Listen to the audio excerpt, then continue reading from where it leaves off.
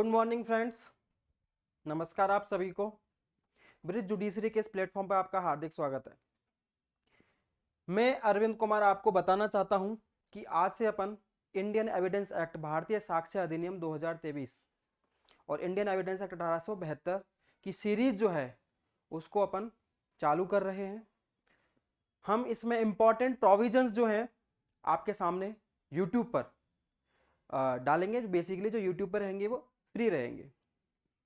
जो full of Indian Evidence act है with case laws, notes या जितने भी मटेरियल रहता है, ठीक है ना, कंप्लीट कोर्स जिसको बोलते हैं अपन, उसके लिए आप हमारे ऑनलाइन कोर्सेज को ज्वाइन कर सकते हैं। यूट्यूब के इस चैनल पर हम कंप्लीट इंफॉर्मेशन नहीं प्रोवाइड करवा सकते।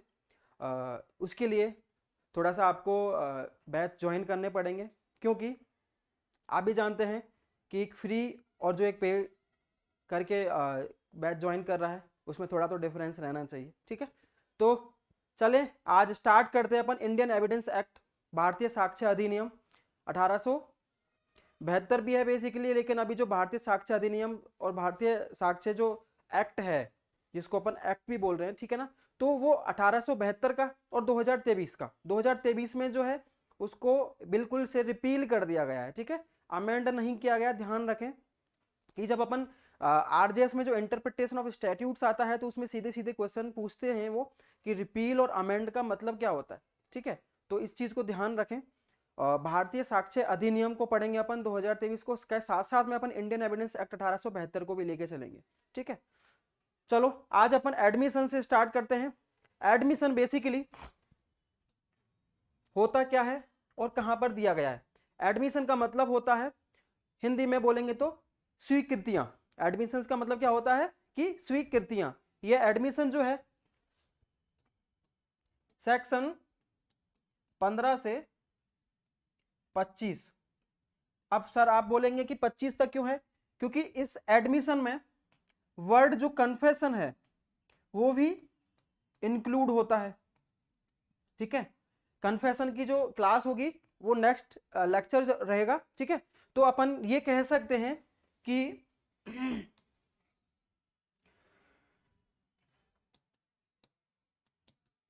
एडमिशन और ये कन्फेशन, तो अपन कह सकते हैं कि all confessions are admissions but all admissions are not confession.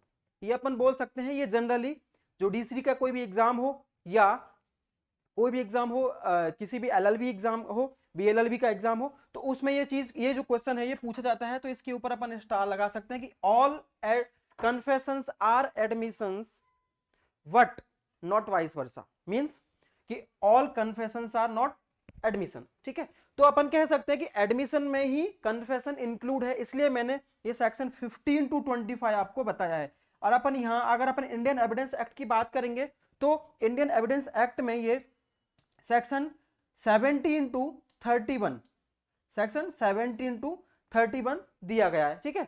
तो एडमिशन बेसिकली होता क्या है, कुछ भी नहीं है, छोटी सी चीज है, इतना समझिए कि इसको घबराने की बात नहीं। एडमिशन का मतलब बेसिकली देखो यहाँ पे वर्ड हिंदी का मतलब क्या है, स्वीकृति।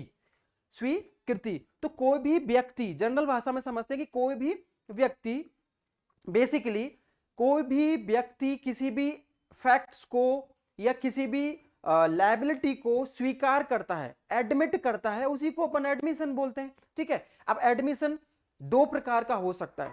क्या एडमिशन बेसिकली दो प्रकार का हो सकता है, कौन कौन सा। एक हो सकता है self serving statement, self serving statement, और दूसरा सेल्फ हार्मिंग स्टेटमेंट। अब ये क्या होता है, देखिए सेल्फ सर्विंग का मतलब होता है कि ऐसा कोई भी स्टेटमेंट, ऐसा कोई भी स्टेटमेंट जो किसी व्यक्ति के द्वारा दिया जाता है, पार्टीज के द्वारा दिया जाता है, वो स्टेटमेंट उनके फेवर की बात करता है।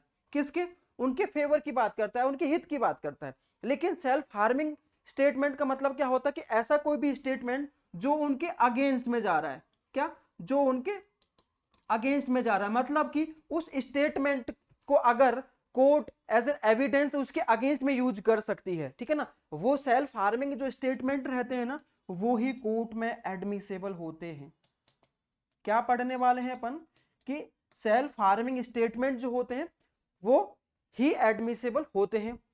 क्या सेल्फ सर्विंग स्टेटमेंट एडमिसिबल नहीं हो सकते क्या? हाँ बिल्कुल, सेल्फ सर्विंग स्टेटमेंट भी एडमिसिबल होते हैं, लेकिन इसका एक ही एक्सेप्शन है। कौन सा? Section 21 of Indian Evidence act और सेक्शन 19 ऑफ भारतीय साक्ष्य अधिनियम। क्या बोल रहा हूं कि एडमिशन दो प्रकार के होते हैं, सेल्फ सर्विंग और सेल्फ हार्मिंग। सेल्फ सर्विंग का मतलब जो अपने फेवर की बात करे, और सेल्फ हार्मिंग का मतलब जो अपने अगेंस्ट में वो बोल रहा है। तो सेल्फ हार्मिंग जो स्टेटमेंट होते हैं वही एडमिशन होते हैं, उन्हीं को भारतीय साक्ष्य अधिनियम में क्या है, ग्राह्यता प्राप्त है, बेसिकली वही एडमिसेबल होंगे, ठीक है ना। लेकिन इसका एक एक्सेप्शन है कि सेल्फ सर्विंग स्टेटमेंट भी क्या है, एडमिसेबल हो सकते हैं। कौन कौन सी कंडीशंस दी गई है, वो सेक्शन 21 में कुछ कंडीशंस दी गई हैं, अपन उनको डील करेंगे, ठीक है। तो बेसिकली आपने पढ़ा कि एडमिशन किसी भी फैक्ट्स को या किसी भी लायबिलिटी को क्या करना, एडमिट करना, स्वीकार करना, एडमिशन होता है, ठीक है ना। ये सेल्फ हार्मिंग भी हो सकता है, सेल्फ सर्विंग भी हो सकता है। अब सेल्फ हार्मिंग होगा वही एडमिसेबल होगा इंडियन एविडेंस एक्ट में, ठीक है ना। सेल्फ सर्विंग स्टेटमेंट बेसिकली क्या, सेल्फ सर्विंग स्टेटमेंट एडमिसेबल नहीं होते, लेकिन इसका एक एक्सेप्शन है कि सेक्शन 21 की कुछ कंडीशन है, उसमें सेल्फ सर्विंग स्टेटमेंट भी क्या होता है, एडमिसेबल होता है, ठीक है। अब देखिए अगर जनरल लैंग्वेज में अपन समझते हैं कि एडमिशन क्या होता है, एडमिशन क्या होता है जनरल लैंग्वेज में अपन समझते हैं तो एक्नॉलेजमेंट ऑफ फैक्ट्स, क्या एक्नॉलेजमेंट ऑफ फैक्ट्स या लायबिलिटी, एक्नॉलेजमेंट ऑफ फैक्ट्स या liability by making a statement. अब एक्नॉलेजमेंट ऑफ फैक्ट्स बाय किसके द्वारा, कि कोई पर्सन अपना कोई भी गलती को स्वीकार कर रहा है, ठीक है ना। सपोज करते हैं कि ए ने बी को 50,000 रुपीज उधार दिए, ठीक है ना। ए ने बी को 50,000 रुपीज उधार दिए।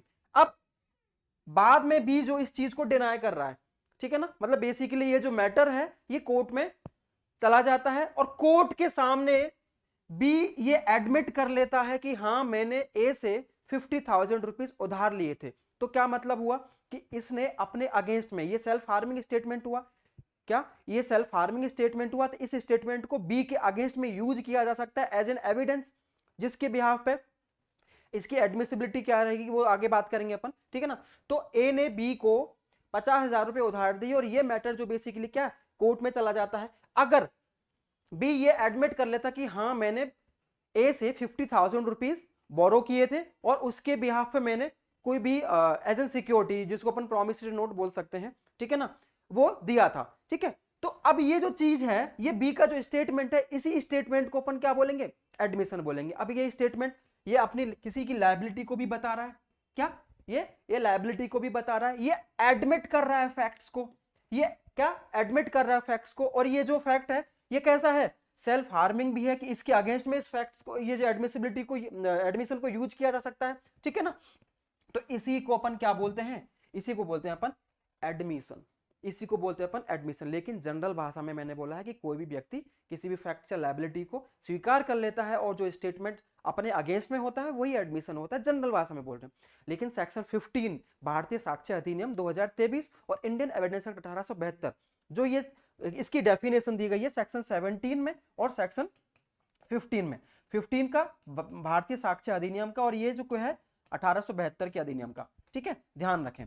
अब ये इन्होंने क्या बोला है कि कोई भी स्टेटमेंट, अब कोई भी स्टेटमेंट चाहे वो ओरल ही हो या डॉक्यूमेंट्री फॉर्म में हो या इलेक्ट्रॉनिक फॉर्म में हो, देखो इतना सा ध्यान रखें। अब कोई भी व्यक्ति, मैंने यहाँ पे भी बोला आपको कि कोई एक्नॉलेजमेंट ऑफ फैक्ट्स, ठीक है ना, by making a person statement, basically जो स्टेटमेंट दिया जा रहा है वो स्टेटमेंट कैसे भी दे सकता है कोई भी इंसान, ओरली भी दे सकता है, वर्बली भी दे सकता है, ठीक है ना, डॉक्यूमेंट फॉर्म में भी दे सकता है या इलेक्ट्रॉनिक फॉर्म में भी दे सकता है। लेकिन वो स्टेटमेंट क्या सजेस्ट कर रहा है, इन्फ्रेंस सजेस्ट कर रहा है। क्या सजेस्ट कर रहा है, इन्फ्रेंस सजेस्ट कर रहा है, जिससे अनुमान लगाया जा सकता है। इन्फ्रेंस का मतलब होता है अनुमान लगाना, ठीक है। क्या उस स्टेटमेंट से एक प्रकार का अनुमान लगाया जा रहा है, किसके रिगार्डिंग, फैक्ट इन इश्यू या रिलेवेंट फैक्ट के होने के रिगार्डिंग, क्या फैक्ट इन इश्यू या रिलेवेंट फैक्ट के होने के रिगार्डिंग एक अनुमान लगाया जा रहा है, ठीक है ना, उस व्यक्ति के द्वारा, कि कोई भी व्यक्ति ने किसी भी प्रकार का स्टेटमेंट दिया या तो वो ओरली दिया हो, या वो डॉक्यूमेंट फॉर्म में दिया हो, या इलेक्ट्रॉनिक फॉर्म में दिया हो। अब उस स्टेटमेंट से क्या सजेस्ट हो रहा है, एक प्रकार का अनुमान लगाया जा रहा है, एक प्रकार का इन्फ्रेंस डिराइव हो रहा है किस चीज के रिगार्डिंग, फैक्ट इन इश्यू या रिलेवेंट फैक्ट के होने के रिगार्डिंग या ना होने के रिगार्डिंग, दोनों चीजें हो सकती हैं, ठीक है ना, होने के रिगार्डिंग या ना होने के रिगार्डिंग। बेसिकली अपन बोलते हैं कि सजेस्ट हुआ क्या कि किसी प्रकार का कंक्लूजन जिसको बोल सकते हैं, अनुमान जिसको बोल सकते हैं कि फैक्ट इन इश्यू हुआ या रिलेवेंट फैक्ट हुआ या होने या ना होने के रिगार्डिंग, ठीक है ना, इतनी सी चीज समझ में आई। नेक्स्ट चीज है कि ये पर्सन, ये जो एडमिशन दिया जा रहा है ये किसके द्वारा दिया जाएगा, ठीक है ना, तो सेक्शन 18 टू 20, सेक्शन 18 टू 20 1872, ठीक है ना, सेक्शन 18 टू 20 1872 ये बताता है कि भैया कौन से व्यक्तियों के द्वारा जो है एडमिशन दिया जा सकता है, ठीक है। सेक्शन 15 को एक बार वापस से देख लें कि कोई भी एक स्टेटमेंट किसी भी व्यक्ति के द्वारा दिया जाता है, वो ओरली हो सकता है, डॉक्यूमेंट फॉर्म में हो सकता है, या इलेक्ट्रॉनिक फॉर्म में हो सकता है। उस स्टेटमेंट से किसी प्रकार का क्या एक इन्फ्लुएंस डिराइव हो रहा है, कंक्लूजन पे पहुंच रहे हैं कि भाई हाँ फैक्ट इन इश्यू या रिलेवेंट फैक्ट हुआ है, क्या फैक्ट इन इश्यू या रिलेवेंट फैक्ट हुआ है। तो उस रिलेवेंट फैक्ट इन इश्यू या रिलेवेंट फैक्ट होने के रिगार्डिंग एक प्रकार का कंक्लूजन, एक प्रकार का अनुमान लगाया जा रहा है उस स्टेटमेंट से, ठीक है ना, उसकी एडमिसिबिलिटी के रिगार्डिंग, ठीक है, तो उसी को अपन बोल रहे हैं एडमिशन। अब ये दिया किसके द्वारा जा सकता है, ये सेक्शन 18 to 20 कुछ पर्संस दिए गए हैं, कुछ व्यक्ति दिए गए, उनके बारे उनसे ये डिराइव हो सकता है, मतलब वो व्यक्ति एडमिशन कर सकते हैं, ठीक है। तो सेक्शन बेसिकली थोड़ी सी एडमिशन होता कितने प्रकार का ये देख लेते हैं। क्या एडमिशन होता कितने प्रकार का है, एडमिशन 2 प्रकार का होता है।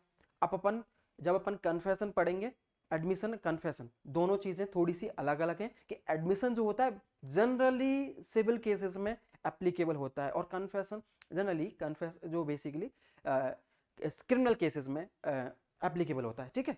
तो एडमिशन कितने प्रकार का होता है, 2 प्रकार का होता है, एक तो फॉर्मल एडमिशन या इनफॉर्मल एडमिशन। क्या फॉर्मल एडमिशन या इनफॉर्मल एडमिशन। फॉर्मल एडमिशन को अपन जुडिशियल एडमिशन भी बोलते हैं। अब फॉर्मल एडमिशन क्या होता है कि जब भी कोई व्यक्ति कोई एडमिशन कर रहा है, लेकिन वो जुडिशियल अथॉरिटी के सामने कर रहा है। किसके सामने कर रहा है, जुडिशियल अथॉरिटी के सामने कर रहा है, ठीक है ना। जुडिशियल अथॉरिटी का मतलब कोर्ट या मैजिस्ट्रेट, ठीक है, क्या किसी भी कोर्ट या मैजिस्ट्रेट के सामने, जुडिशियल अथॉरिटी के सामने क्या कर रहा है, एडमिशन कर रहा है, स्वीकार कर रहा है किसी भी तथ्यों को, किसी भी लायबिलिटी को, ठीक है ना, उसको बोलेंगे अपन जुडिशियल एडमिशन, मतलब कि फॉर्मल एडमिशन बोलेंगे उसको, ठीक है। अब इनफॉर्मल एडमिशन क्या होता है, इनफॉर्मल एडमिशन का मतलब होता है कि जुडिशियल अथॉरिटी के अलावा मतलब कि कोर्ट या जज मैजिस्ट्रेट जो रहते हैं उनके अलावा वो व्यक्ति जो है एडमिट कर रहा है किसी फैक्चुअल लायबिलिटी को किसी और के अलावा, किसी और व्यक्ति के सामने, मतलब कोई भी जज नहीं है, मैजिस्ट्रेट नहीं है, या कोई भी कोर्ट नहीं है, वो किसी और पर्सन के सामने, मेरे सामने कर सकता है, आपके सामने कर सकता है, किसी भी पुलिस ऑफिसर के सामने कर सकता है, किसी भी व्यक्ति के सामने कर रहा है, लेकिन वो जुडिशियल अथॉरिटी नहीं होना चाहिए, उसको बोलते हैं अपन इनफॉर्मल एडमिशन। क्या इनफॉर्मल एडमिशन। फॉर्मल एडमिशन कोई भी व्यक्ति एडमिशन कर रहा है, एडमिट कर रहा है किसी फैक्चुअल लायबिलिटी को किसी भी जुडिशियल अथॉरिटी के सामने, और इनफॉर्मल एडमिशन जो अदर देन जुडिशियल अथॉरिटी के सामने अगर किसी फैक्चुअल लायबिलिटी को एडमिट कर रहा है तो उसको बोलते हैं अपन इनफॉर्मल एडमिशन, ठीक है। सेक्शन 18 क्या बोलता है, मतलब सेक्शन 18 1872 का, ठीक है, और सेक्शन 16 भारतीय साक्ष्य अधिनियम 2023 का। ध्यान रखें कुछ भी नहीं है, जो एविडेंस एक्ट को इन्होंने रिपील जो किया है, इलेक्ट्रॉनिक जो बेसिकली डॉक्यूमेंट की जो डेफिनेशन है उसमें इलेक्ट्रॉनिक वर्ड में इलेक्ट्रॉनिक और डिजिटल वर्ड को ऐड कर दिया है, ठीक है ना। तो उन्होंने इलेक्ट्रॉनिक पार्ट पे इलेक्ट्रॉनिक एडमिसिबिलिटी के रिगार्डिंग ज़्यादा जोर दिया है, ठीक है ना। तो बाकी का जो कंटेंट है ऑलमोस्ट सेम है, सेक्शंस इधर से उधर किए गए हैं, ठीक है ना। और कहीं कहीं तक आप ये ध्यान रखें कि इंडियन एविडेंस एक्ट 1872 का जो प्रोविजंस हैं और भारतीय साक्ष्य अधिनियम में 2 का या 3 का डिफरेंस है, तो वो एक जैसे कि 1872 में सेक्शन 18 ये बात करता है और बीएसए में ये सेक्शन 16 बात करता है, तो इतना सा डिफरेंस है, ज़्यादा डिफरेंस है भी नहीं, कंटेंट ऑलमोस्ट सेम है। जहाँ पे इलेक्ट्रॉनिक एविडेंस की बात हो रही है, एडमिसिबिलिटी की बात हो रही है, वहाँ थोड़ा सा चेंजेस दिए गए, ठीक है। तो सेक्शन 18 बात कर रहा है कि कौन कौन सी पार्टीज एडमिशन कर सकते हैं, कौन कौन सी पार्टीज, कौन कौन से व्यक्ति जो है, कौन कौन से पर्सन जो है एडमिशन कर सकते हैं। तो पहली चीज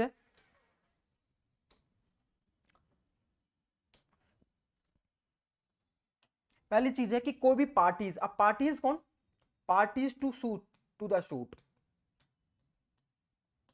अब पार्टी टू द सूट कौन कौन हो सकते हैं, प्लेंटिफ भी हो सकता है, ठीक है, डिफेंडेंट भी हो सकता है, ठीक है।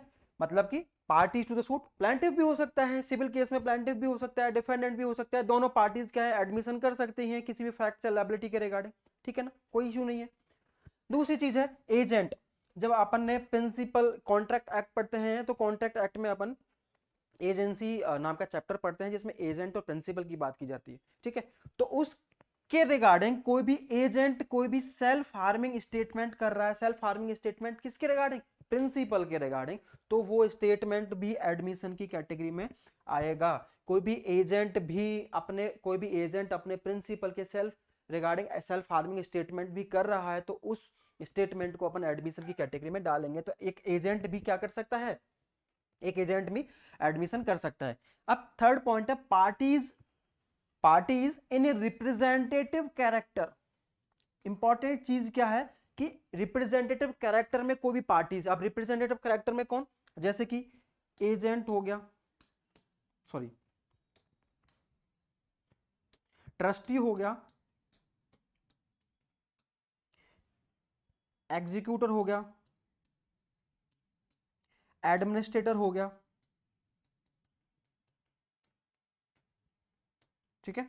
तो कोई भी पार्टीज रिप्रेजेंटेटिव कैरेक्टर में अगर किसी प्रकार का स्टेटमेंट देते हैं तो वो स्टेटमेंट तभी एडमिशन माना जाएगा जब वो पार्टीज उस कैरेक्टर को होल्ड करें, उस कैरेक्टर में वो हो। क्या मान के चलते हैं कि कोई भी ट्रस्टी, एग्जीक्यूटर या एडमिनिस्ट्रेटर है, वो किसी प्रकार का स्टेटमेंट तो दे रहा है लेकिन वो उस पोजीशन में ही नहीं है, वो उस कैरेक्टर को होल्ड ही नहीं कर रहा है, तो वो एडमिशन नहीं माना जाएगा। लेकिन अगर वो पार्टीज रिप्रेजेंटेटिव कैरेक्टर में किसी प्रकार का स्टेटमेंट मेड करते हैं और वो उस कैरेक्टर को होल्ड करें तो वो स्टेटमेंट एडमिशन माना जाएगा, तो वो स्टेटमेंट एडमिशन की कैटेगरी में डाला जाएगा। तो इतना समझ लें कि कोई भी पार्टीज शू हो रही है, शू करी जा रही है, तो क्या शू हो रही है, शू करी जा रही है और वो रिप्रेजेंटेटिव कैरेक्टर में किसी प्रकार का स्टेटमेंट मेड करते हैं, उस स्टेट और रिप्रेजेंटेटिव कैरेक्टर की केस में क्या कर रहे हैं, स्टेटमेंट मेड कर रहे हैं और वो उस कैरेक्टर को होल्ड किए हुए हैं, उस कैरेक्टर को होल्ड किए हुए हैं, तो उस केस में ये स्टेटमेंट जो होगा एडमिशन माना जाएगा, ठीक है। फोर्थ पॉइंट है कि पर्संस हैविंग प्रोप्राइटरी और पेक्यूनरी इंटरेस्ट। फोर्थ पॉइंट है कि पर्संस हैविंग प्रोप्राइटरी और पेक्यूनरी इंटरेस्ट, इसको समझो। देखो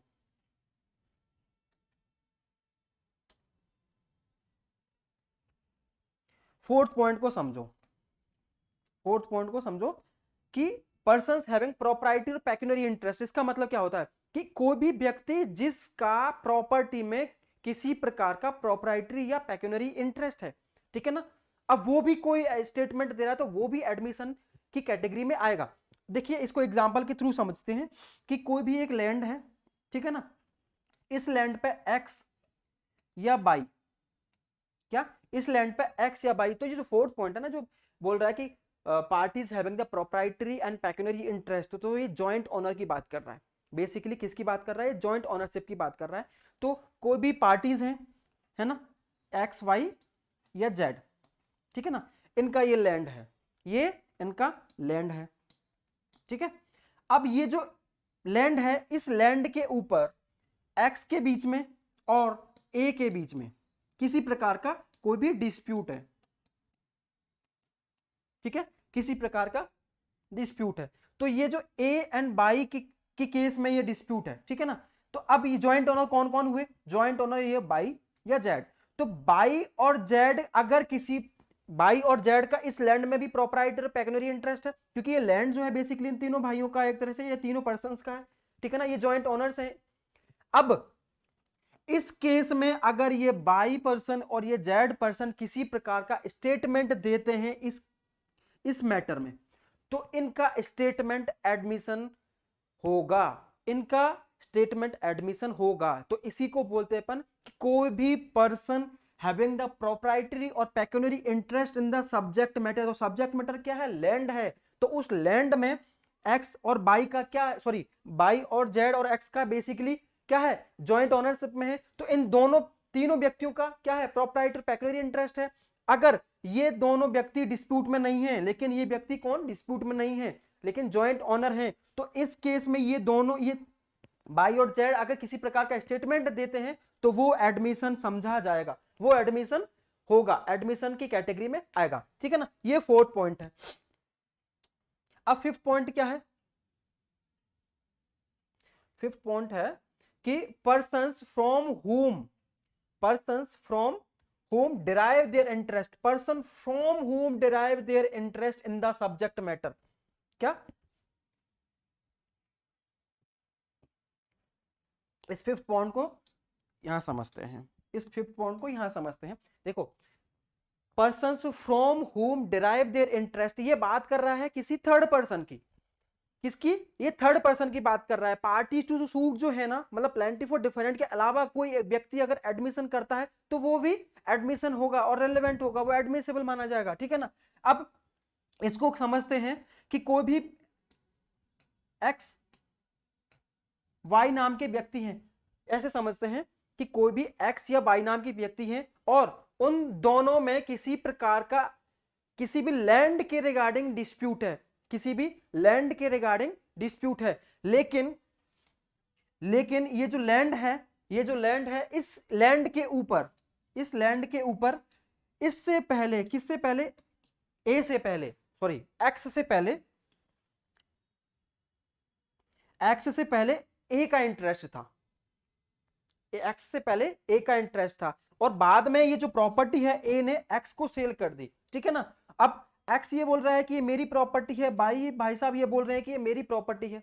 तो ये डिस्प्यूट किसके बीच में है? एक्स और वाई के बीच में डिस्प्यूट है। ठीक है ना। अब ये जो ए है, ये क्यों पिक्चर में आया? ये पिक्चर में आया कि जो पहले प्रॉपर्टी थी ना, ये ए के पास में थी। किसके पास में थी? ए के पास में थी। तो मतलब इस प्रॉपर्टी में एक्स से पहले ए का इंटरेस्ट था। ठीक है ना। तो इस केस में अगर ए ने पहले किसी प्रकार का कोई भी स्टेटमेंट मेड किया हो, स्टेटमेंट दिया हो, तो वो स्टेटमेंट क्या है? इस केस में क्या माना जाएगा? एडमिशन माना जाएगा। क्या माना जाएगा? एडमिशन माना जाएगा। तो ये फिफ्थ पॉइंट इसी की बात करता है, person from whom derive their interest। तो ये जो पर्सन है ना, ये पर्सन की बात कर रहे हैं। तो ये पर्सन कौन हुआ? थर्ड पर्सन हुआ। कौन हुआ? थर्ड पर्सन हुआ। तो ये थर्ड पर्सन का स्टेटमेंट जो है वो भी क्या माना जाएगा? एडमिशन माना जाएगा। ये सेक्शन 18 बोलता है। अब सेक्शन 19 पे आइए। सेक्शन 19 क्या बोलता है? सेक्शन 19 बोलता है, सेक्शन 19 1872 का और भारतीय साक्ष्य अधिनियम का, बीएसए का section 17, person whose position liability in issue, person whose position और लायबिलिटी, हुज पोजीशन और लायबिलिटी इन इशू, कि ऐसा कोई भी पर्सन है जिसकी पोजीशन और लायबिलिटी ही इशू में है और उस व्यक्ति ने किसी प्रकार का स्टेटमेंट दिया है किसी भी मैटर में, तो उस व्यक्ति का जो स्टेटमेंट होगा वो क्या माना जाएगा? एडमिशन माना जाएगा।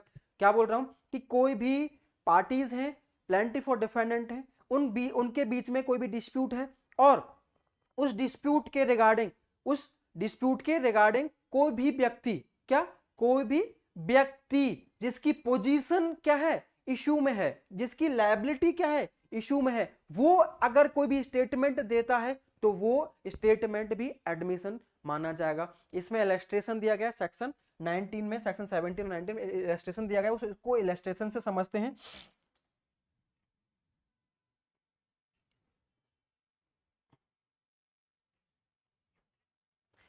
इलस्ट्रेशन समझते हैं कि देखिए इसमें एक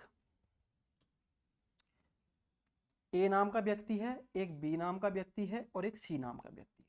ठीक है, ए नाम का व्यक्ति है, बी नाम का व्यक्ति है और सी नाम का व्यक्ति है। ठीक है, अब ए ने, सॉरी हाँ, ए ने बी को, क्या, ए ने बी को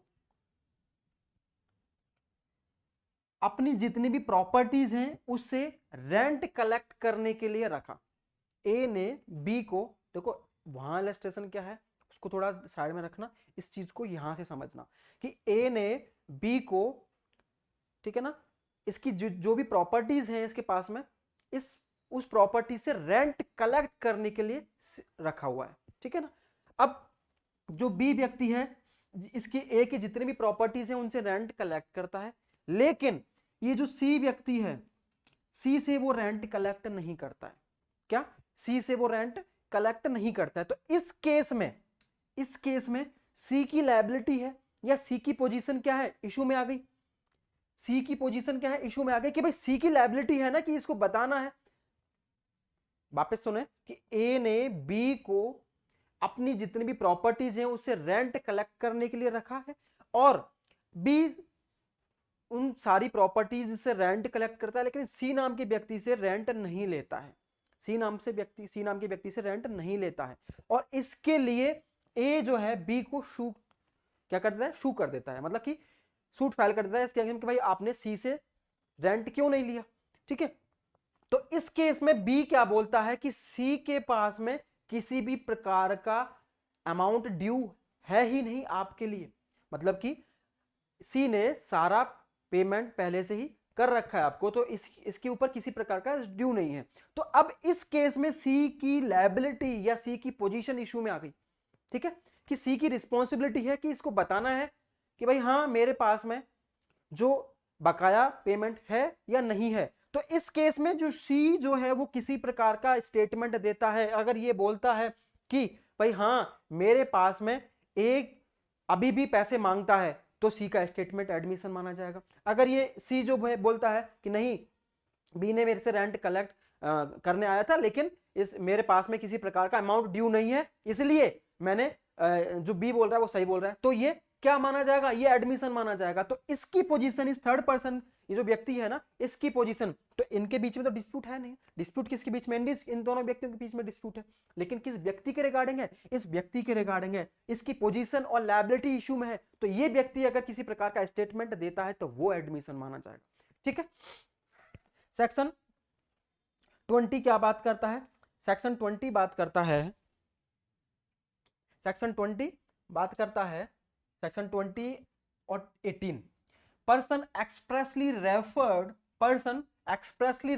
to the party to the suit, party to the suit मतलब कि कोई भी दो पार्टीज के बीच में किसी प्रकार का डिस्प्यूट है और वो पार्टीज किसी भी इंफॉर्मेशन के रिगार्डिंग उस व्यक्ति को किसी थर्ड पर्सन के पास में रेफर कर देते थे, और वो थर्ड पर्सन जो भी स्टेटमेंट देता है वो स्टेटमेंट एडमिशन माना जाएगा। क्या समझे, एक एग्जांपल के थ्रू समझते हैं, ठीक है, एक एग्जांपल के थ्रू समझते हैं। सेक्शन 20 में एक एग्जांपल दिया गया है, उस एग्जांपल के थ्रू समझते हैं कि तीन पार्टीज हैं, ठीक है, क्या, तीन पार्टीज हैं,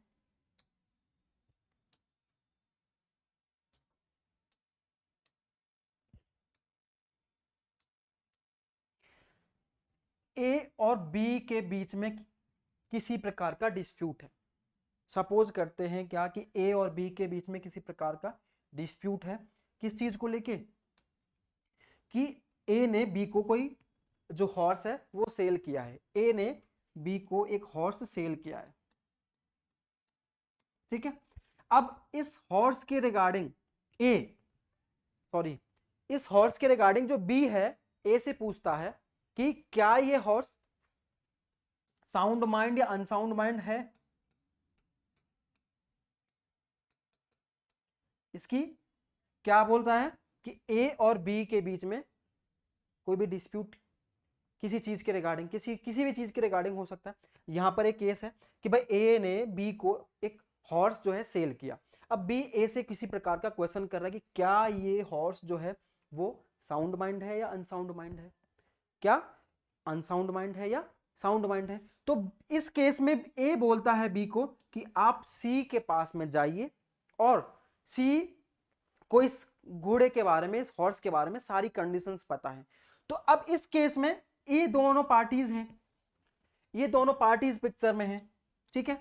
लेकिन ए नाम का व्यक्ति क्या है, इस ए नाम के व्यक्ति जो है बी को किसके पास में रेफर कर रहा है, सी के पास में रेफर कर रहा है। तो जो सी का जो स्टेटमेंट होगा यहां वो एडमिशन होगा सेक्शन 20 और 18 के रिगार्डिंग, कि जब किसी भी पार्टीज के बीच में डिस्प्यूट होता है और उस डिस्प्यूट के रिगार्डिंग कोई भी पार्टीज किसी भी पार्टी को, कोई भी पार्टीज हो सकती है, किसी भी पार्टी को थर्ड पार्टी के पास में रेफर करते हैं, तो वो थर्ड पार्टी जो भी स्टेटमेंट देता है वो सेक्शन 20 और 18 के अकॉर्डिंग क्या है, एडमिशन होगा। तो इस केस में सी जो है वो जो भी स्टेटमेंट देगा एडमिशन माना जाएगा, ठीक है। इन दोनों के बीच में डिस्प्यूट था ना कि भाई यहाँ हॉर्स जो है मैंने खरीदा है, हॉर्स साउंड माइंड है अनसाउंड माइंड है, क्या है, तो ए ने किसको रेफर किया है, ए ने सी के पास में बी को भेज दिया, भैया मेरे पास में कोई नॉलेज नहीं है, मेरी जो जितने भी घोड़े हैं मेरे पास में, हॉर्सेस हैं, उनकी देखभाल कौन करता है, सी करता है। तो सी के पास में जाके आप सारी की सारी इंफॉर्मेशन ले सकते हो। तो ये इंफॉर्मेशन जो दे रहा है सी, वो उस व्यक्ति का एडमिशन क्या है, सेक्शन 20 के अकॉर्डिंग माना जाएगा, ठीक है। अब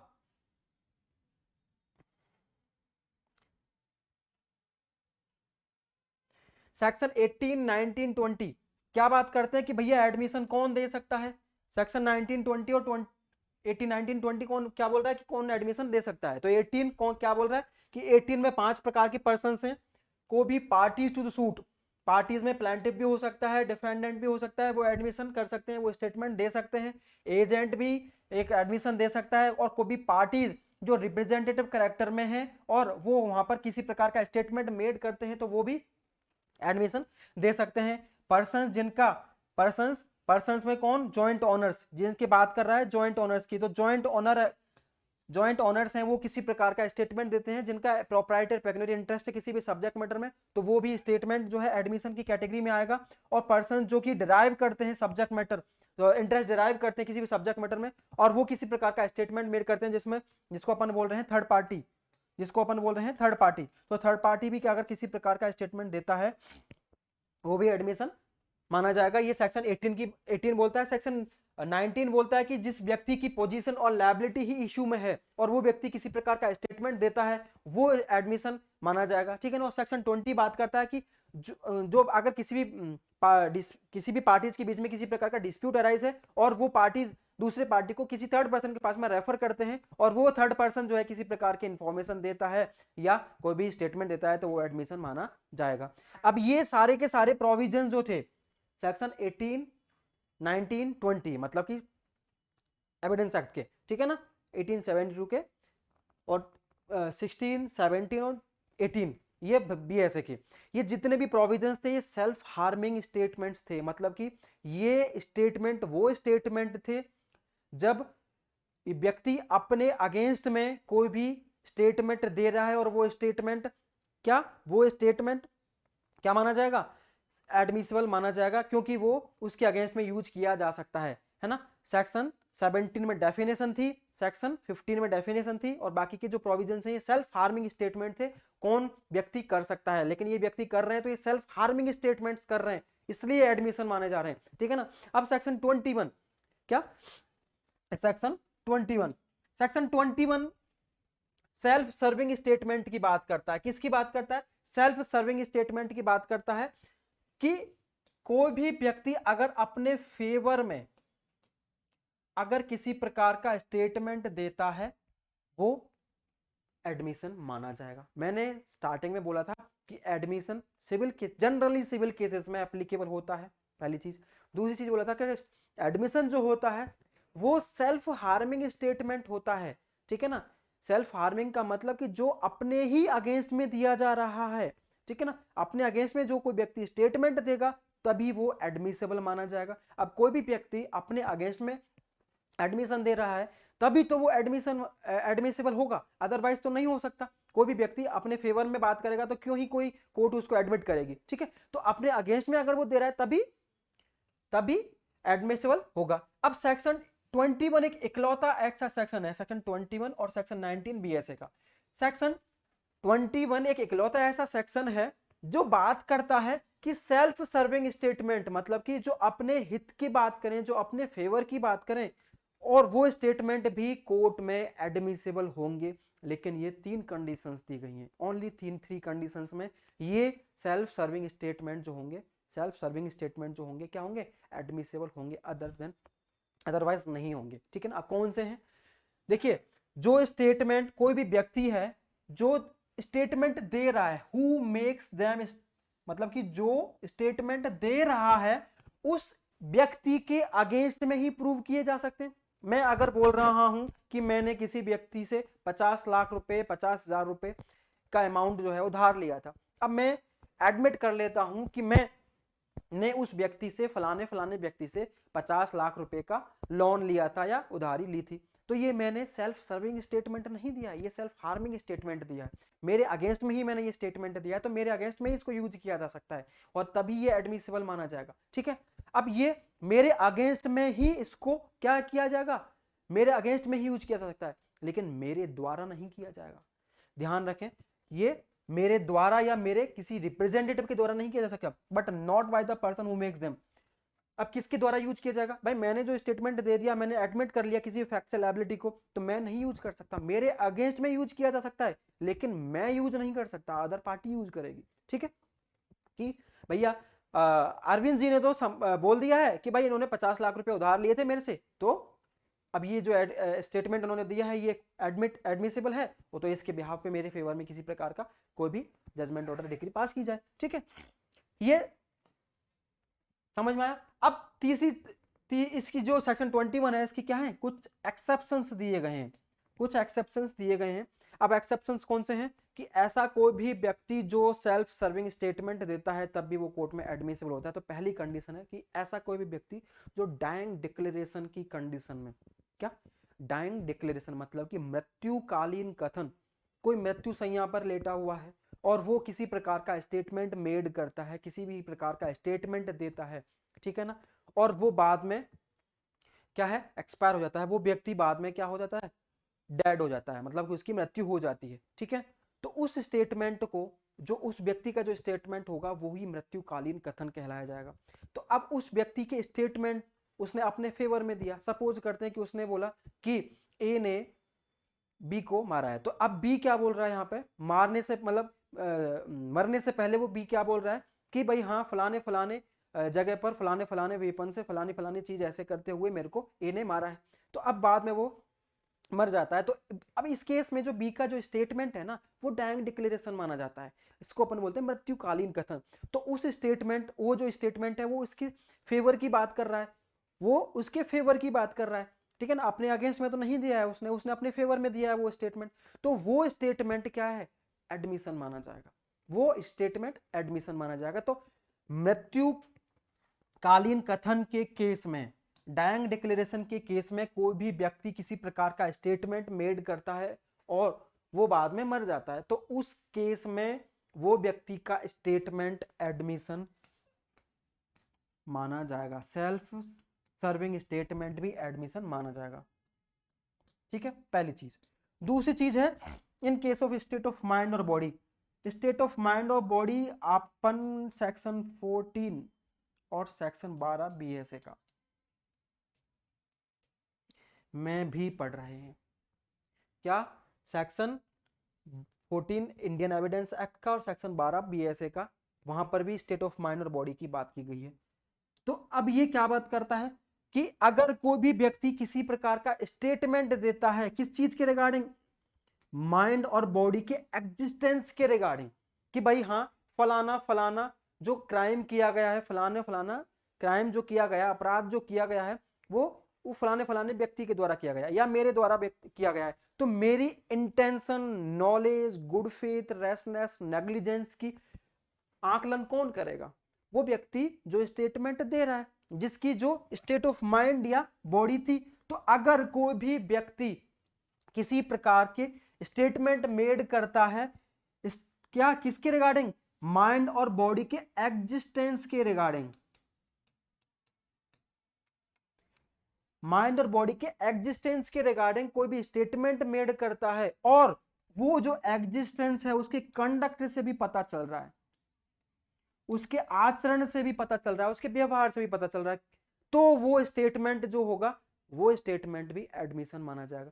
अगर कोई व्यक्ति है कि हाँ मेरी इंटेंशन थी, मैंने ए को मारा है, क्या बोल रहा हूं कि हाँ मेरी इंटेंशन थी कि मैंने ए को मारा है, तो ये किसकी बात कर रहा है, स्टेट ऑफ माइंड की बात कर रहा है कि भाई हाँ मेरा जो इंटेंशन था, मेरा इंटेंशन जो एग्जिस्टेंस में था, ठीक है, अब मेरा इंटेंशन एग्जिस्टेंस में मैंने प्रूफ कर दिया, अब मेरे आचरण से भी अगर ये महसूस होता है, पता लगता है कि हाँ फलाने फलाने व्यक्ति का स्टेट ऑफ माइंड और बॉडी एग्जिस्टेंस में था, इसने किया है, तो अब ये सेल्फ सर्विंग स्टेटमेंट हुआ, मैंने मेरे फेवर की बात की कि मैंने मैंने मेरे फेवर की बात की, तो उस केस में भी जो सेल्फ सर्विंग स्टेटमेंट होगा वो एडमिशन माना जाएगा। ठीक है, तीसरी कंडीशन है statement relevant otherwise than admission. क्या बोल रहा है कि स्टेटमेंट डायरेक्टली रिलेवेंट नहीं हो सकता, क्या स्टेटमेंट जो है डायरेक्टली रिलेवेंट नहीं हो सकता, लेकिन इनडायरेक्टली रिलेवेंट हो सकता है। कैसे हो सकता है कि सेक्शन 6 किसकी बात करता है, सेक्शन 6 बात करता है रेजिस्टे की, सेक्शन 6 बात करता है सेम ट्रांजैक्शन की।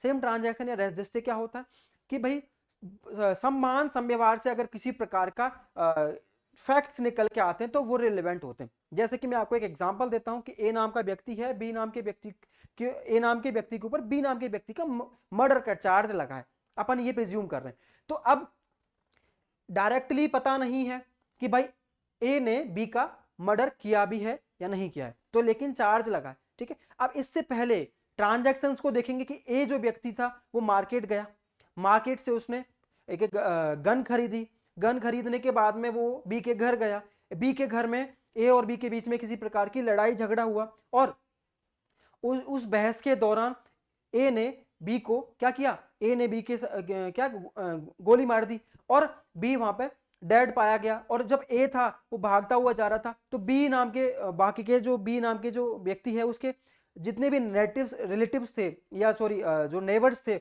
उन्होंने उसको भागते हुए देखा, खून से सने हुए कपड़ों से भागते हुए देखा। तो अब ये प्रिज्यूम किया जा रहा है, अब अपन ये नहीं कह रहे ना कि भाई ए ने ही बी को मारा है, किसी ने देखा नहीं है, लेकिन इन दोनों के बीच में लड़ाई झगड़ा हुआ, लोगों ने सुना है ना, ए को गन खरीदते हुए देखा गया मार्केट में वगैरह वगैरह, तो ये समान समव्यवहार है, ये सेम ट्रांजैक्शन है, ये इसी लेकिन कंक्लूजन नहीं है ना।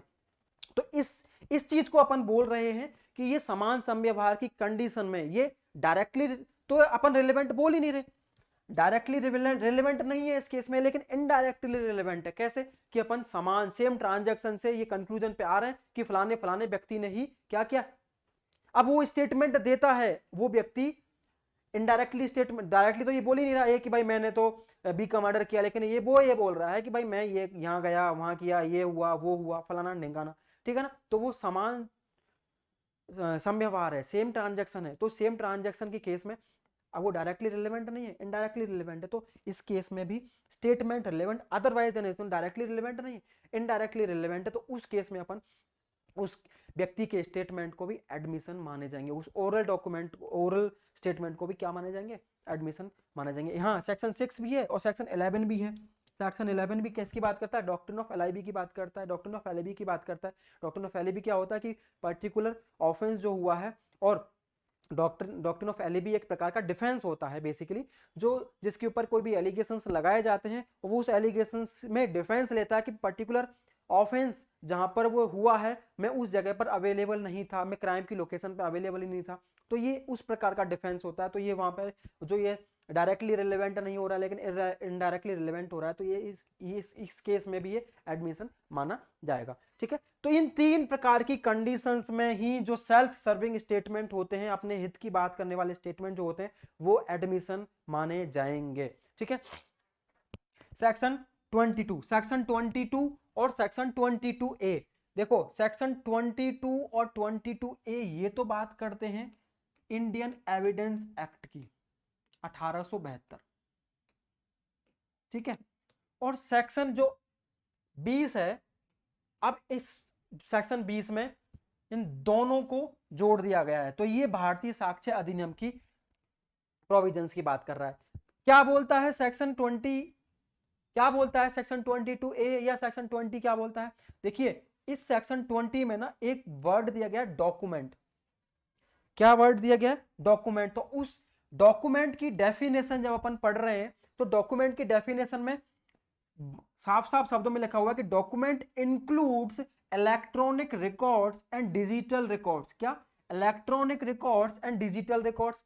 अब सेक्शन 22 और 22A मतलब कि इससे पहले जो 1872 का जो एक्ट था उसमें यह चीज नहीं दी गई थी। ठीक है, तो इसलिए इन दोनों प्रोविजंस को सेपरेटली बनाया गया था। अब यहां पर से सेक्शन 20 जो है उसमें सिर्फ डॉक्यूमेंट की बात की है और डॉक्यूमेंट को इन्होंने मेंशन कर रखा है डेफिनेशन पार्ट में कि डॉक्यूमेंट का मतलब इलेक्ट्रॉनिक रिकॉर्ड या डिजिटल रिकॉर्ड। अब सेक्शन 22 बात क्या करता है कि कोई भी डॉक्यूमेंट है, ठीक है। अब डॉक्यूमेंट जैसे ही बोला मैंने तो समझ में आ जाना चाहिए कि इंक्लूड्स इन चीजों को भी कर रहा है, इलेक्ट्रॉनिक या डिजिटल रिकॉर्ड्स को भी इंक्लूड कर रहा है। तो कोई भी डॉक्यूमेंट है, उस डॉक्यूमेंट के रिगार्डिंग अगर मैं किसी प्रकार का एडमिशन देता हूं, सेक्शन 20 BSA का क्या बोल रहा है कि कोई भी डॉक्यूमेंट है और उस डॉक्यूमेंट के रिगार्डिंग मैं किसी प्रकार का ओरल एडमिशन, ओरल स्टेटमेंट देता हूं, तो वो ओरल स्टेटमेंट जो होगा एडमिशन नहीं माना जाएगा। क्या? एडमिशन नहीं माना जाएगा। कोई भी व्यक्ति ने किसी प्रकार का स्टेटमेंट दिया और उस स्टेटमेंट में किसका स्टेटमेंट दिया है? डॉक्यूमेंट के रिगार्डिंग। अब वो डॉक्यूमेंट इलेक्ट्रॉनिक रिकॉर्ड के रिगार्डिंग हो या डिजिटल रिकॉर्ड के बारे में हो। मान के चलते हैं कि कोई भी क्राइम हुआ या कोई भी ऑफेंस हुआ है किसी प्रकार की लायबिलिटी के बारे में और वो डॉक्यूमेंट्स जो है कंप्यूटर में या सॉरी कैमरा में रिकॉर्ड हुआ या उसका कोई डॉक्यूमेंट है, मान के चले मेरी 10th की मार्कशीट है, तो मैं ये नहीं बोल सकता कि 10th की मार्कशीट में फलाने फलाने मार्क्स, सब्जेक्ट में फलाने फलाने मार्क्स आए थे। मुझे ये बोलने की जरूरत नहीं है, मुझे उस डॉक्यूमेंट को शो करना पड़ेगा, ठीक है ना, तभी वो एडमिशन माना जाएगा, अदरवाइज वो एडमिशन नहीं माना जाएगा। पहली चीज। दूसरी चीज ये क्या है कि इसका एक्सेप्शन है कि कब वो डॉक्यूमेंट के रिगार्डिंग हम एडमिशन, जो ओरल एडमिशन दे सकते हैं। when he is entitled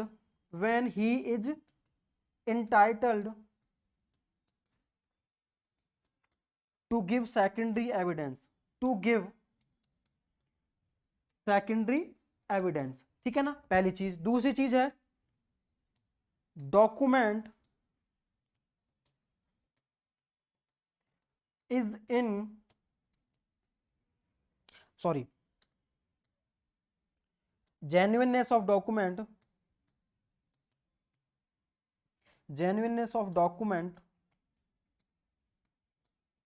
is in question। मतलब उस व्यक्ति ने जो डॉक्यूमेंट के रिगार्डिंग कोई भी ओरल एविडेंस दिया है, वो व्यक्ति क्या है? एंटाइटल्ड है। वो व्यक्ति क्या है? एंटाइटल्ड है, मतलब उस व्यक्ति का अधिकार है एविडेंस देने का, सेकेंडरी एविडेंस देने का उसका अधिकार है। क्यों? तो ये कब है? वो सेक्शन 65 ऑफ इंडियन एविडेंस 1872 में दिया गया है। कुछ कंडीशंस दी गई हैं 65, सेक्शन 65 में कुछ कंडीशंस दी गई है कि भाई अगर जो ओरिजिनल डॉक्यूमेंट है उस व्यक्ति के पास में ही है, जिस व्यक्ति को प्रूफ करना है या जिस व्यक्ति के अगेंस्ट में प्रूफ करना है, ठीक है ना, या वो डॉक्यूमेंट जो है खो गया है या इजीली मूवेबल नहीं है, ठीक है ना, सर्टिफाइड कॉपी ही उसकी दे सकते हैं अपन।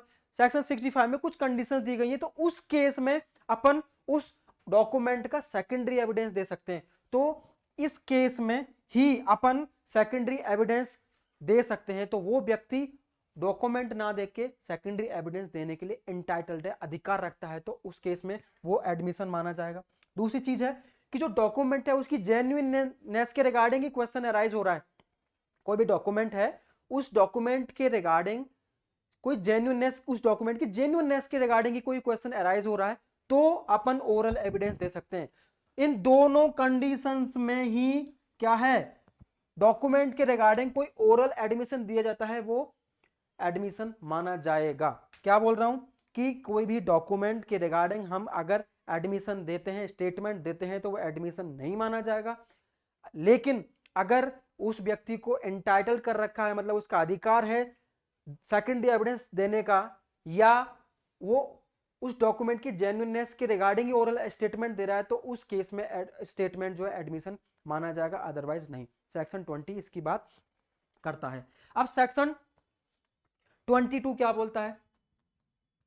लास्ट सेक्शन एडमिशन का, लास्ट सेक्शन है एडमिशन का। तो सेक्शन 22 क्या बोलता है कि मैंने आपको बोला था कि जो एडमिशन होता है वो जनरली किसके केसेस में एप्लीकेबल होता है? सिविल के केसेस में एप्लीकेबल होता है। लेकिन मैं सेक्शन 22 बोलता है क्या कि क्या बोल रहा है कि कोई भी, सॉरी, सेक्शन 23 भारतीय इंडियन एविडेंस एक्ट 1872, ठीक है, इंडियन एविडेंस एक्ट का भारतीय सेक्शन 23 क्या बोलता है? मैंने सेक्शन 17 या सेक्शन 15 में बोला आपको कि कोई भी स्टेटमेंट या जो एडमिशन है वो जनरली सिविल केसेस में लागू होता है। लेकिन ये सेक्शन बोल रहा है कि भैया इन कुछ कंडीशंस में जो स्टेटमेंट दिया जाता है वो सिविल केस में लागू नहीं होगा। कौन सी कंडीशन है?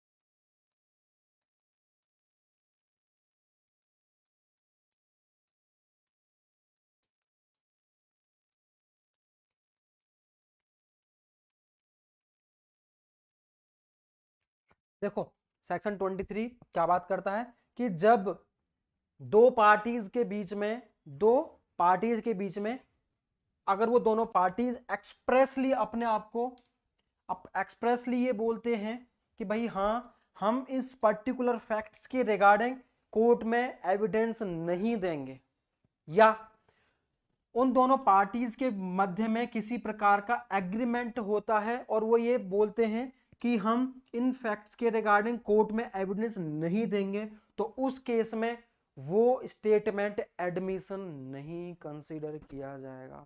वापस से सुने कि जब दो पार्टीज के में उनकी जो कंडीशंस हैं वो एक्सप्रेसली ये बोल रही हैं, एक्सप्रेसली का मतलब वर्ड्स के थ्रू, उन्होंने ये बोला है कि हम कुछ भी पर्टिकुलर फैक्ट्स के रिगार्डिंग एडमिशन नहीं देंगे, या उन दोनों पार्टीज ने एग्रीमेंट कर लिया है कि हम किसी प्रकार का इन फैक्ट्स के रिगार्डिंग किसी प्रकार का एडमिशन कोर्ट में नहीं देंगे, ठीक है ना।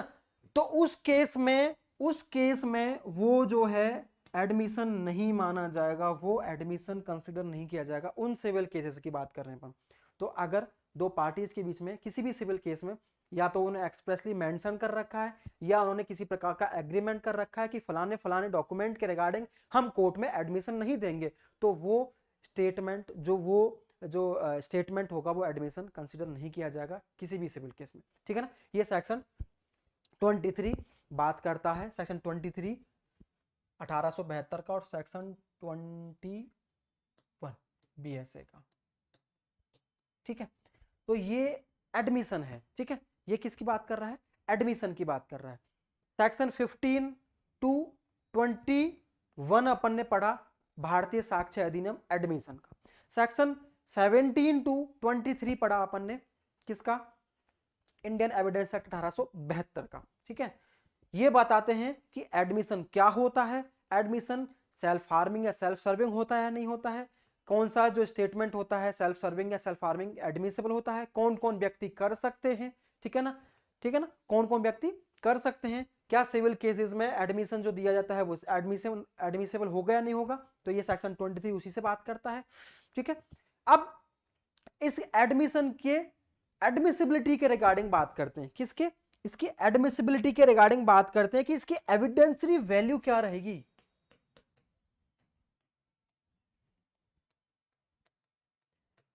इसकी एविडेंसरी वैल्यू क्या रहेगी? इसकी एविडेंसरी वैल्यू क्या रहेगी? तो सेक्शन जो 31 है, सेक्शन 31 जो है वो ये बात करता है कि जो एडमिशन है वो is not a conclusive proof, admission is not a conclusive proof, not conclusive proof,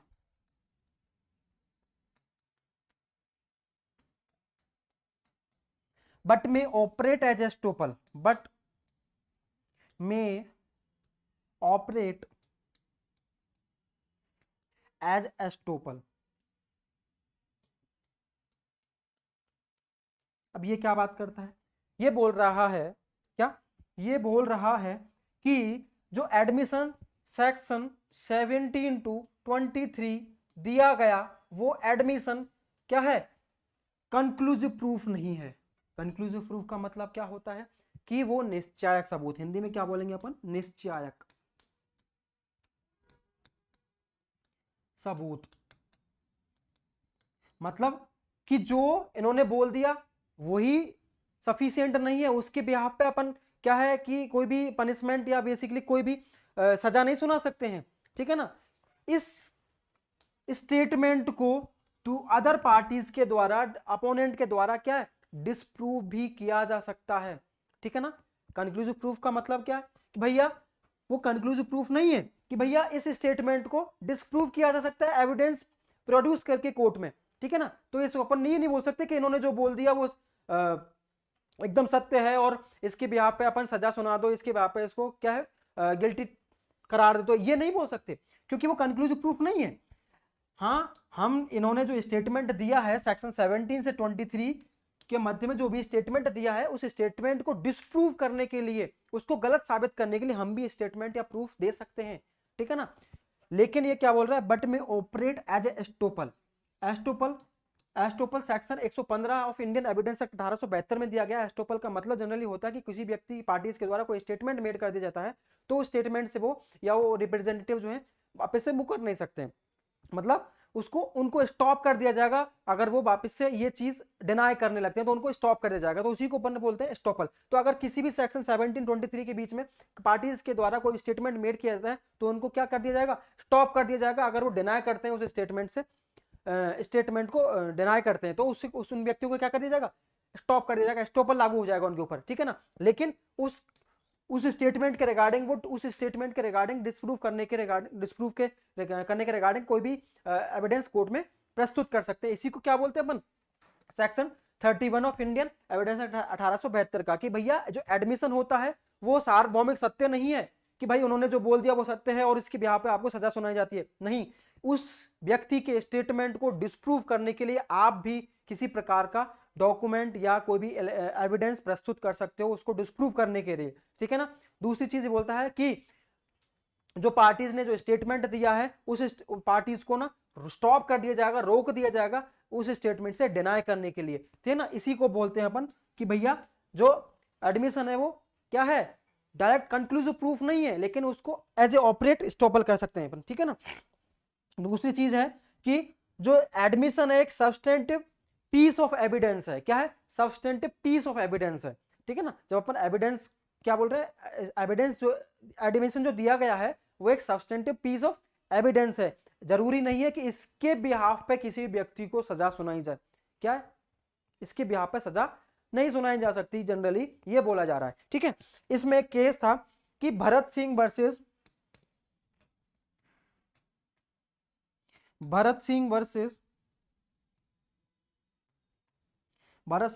Bhagirathi.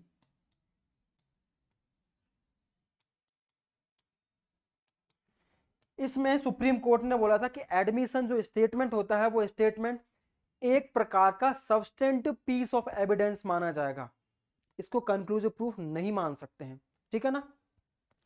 तो सेक्शन 17 से 23 एडमिशन की बात करता है, सेक्शन 24 से 30, सेक्शन 17 to 23 एंड 31 1872 का अधिनियम का ये एडमिशन की बात करता है। सेक्शन 24 से 30 ये कन्फेशन की बात करता है, ठीक है ना। और भारतीय साक्ष्य अधिनियम का सेक्शन 15 से लेके सेक्शन 21 तक एडमिशन की बात करता है और सेक्शन 22 से 25, बेसिकली 25 भी एडमिशन में ही है लेकिन सेक्शन 22 से 24 बोलेंगे अपन तो कन्फेशन की बात करता है। आज अपन ने एडमिशन को डील किया है, ठीक है ना। कल अपन कन्फेशन को डील करेंगे, कन्फेशन के सारे प्रोविजंस को जानेंगे और अपन जानेंगे कन्फेशन कब कब किस किस व्यक्ति को दिया जा सकता है, कौन कौन कर सकता है, कन्फेशन होता क्या, वगैरह वगैरह, ठीक है ना। तो आज के लिए इतना ही। हमारे जो ऑनलाइन के जो बैच स्टार्ट होने जा रहा है 21 जनवरी से, उसको मिनिमम जो चार्जेस हैं उसके 11,000 रुपए हैं। जिसमें आपको प्रीलिम्स की तैयारी कराई जाएगी, टेस्ट सीरीज दी जाएगी, मेंस की तैयारी कराई जाएगी, उसकी मेंस की टेस्ट सीरीज दी जाएगी, इंटरव्यू भी कंडक्ट कराए जाएंगे, ठीक है ना। ये सारी जो प्रक्रिया है 12 से 14 महीने की रहेगी, ठीक है ना। तो इसके रिगार्डिंग आप जोड़ सकते हैं हमसे, ऑनलाइन ऑफलाइन दोनों प्रकार के हिंदी इंग्लिश मीडियम दोनों में कोर्सेज जो है अवेलेबल है। तो कोई भी व्यक्ति, कोई भी कैंडिडेट, कोई भी स्टूडेंट जो जुड़ना चाहता है 9424443736 वाले नंबर जो दिए गए उन पे कांटेक्ट करके जोड़ सकते हैं। 21 जनवरी 2025 से हमारा बैच स्टार्ट होने जा रहा है। आरजेएस का फाउंडेशन बैच है, ठीक है ना, क्योंकि आरजेएस की वैकेंसीज मोस्ट प्रोबेबली फरवरी में नोटिफाई हो जाएंगी। अराउंड 100+ वैकेंसीज आने की संभावना है, ठीक है ना। 100+, तो 100+ वैकेंसीज आने की संभावना है, वो आने में है। तो इसलिए हम जो हमारे जो आरजेएस का फाउंडेशन बैच है उसको शुरू करने जा रहे हैं।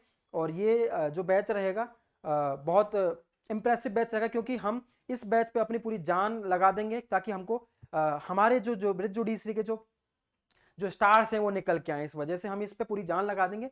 तो आज के लिए बस इतना ही। हमारे जो कोर्सेस हैं उनको ज्वाइन करें, और ब्रिज जुडिशरी की जो ये क्लास इंफॉर्मेटिव वीडियोस हैं इनको शेयर करें, ठीक है ना, और लोगों तक पहुंचाएं ताकि इस लोग भी जो स्टूडेंट्स हैं इनका फायदा उठा सकें। कल अपन कन्फेशन स्टार्ट करेंगे। Thank you so much.